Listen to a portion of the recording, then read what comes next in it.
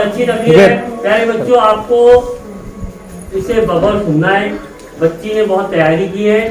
सोमिया के फरीद साहब को मैं आवाज देता हूँ कि वहाँ का अलविदाई तकरीर पेश करे।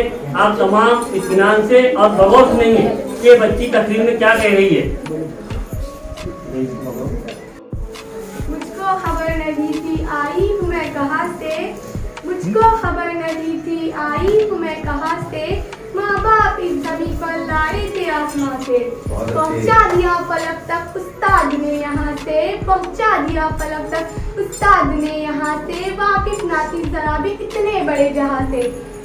सदर आली वकार मुअज़्ज़ज़ असतिज़ा इकराम, मेहमान खुसूसी और मेरे प्यारे हमवक्त साथियों, अस्सलामु अलैकुम रहमतुल्लाहि व बरकातुहू। आज के पुरकारी अलविदाई तकरीर हफ्तम क्लास के अलविदा होने के औज़ान में अर्ज़ पढ़ती हूँ।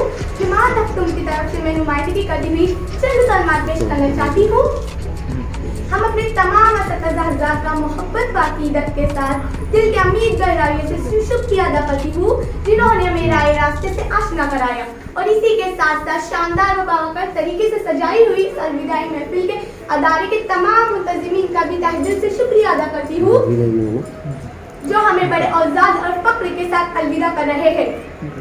तमाम असतिज़ा, Rais sir, Hanif sir, Shafiq sir, Javed sir, खास तौर पर मेरे class teacher Malak Mudassar sir, जिन्होंने मेहनत, लगन और फर्ज शनासी से हमें तालीम के इब्तिदाई गुज़ारिशें करवाई, जो कि ये काबिल अमल है।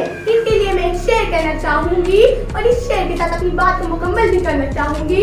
जिनके किरदार से आती हो सदाकत की महक, जिनके किरदार से आती हो सदाकत की महक, उनकी तदरीस से पत्थर भी बिगड़ सकते हैं। खुदा हाफिज़। क्या बात।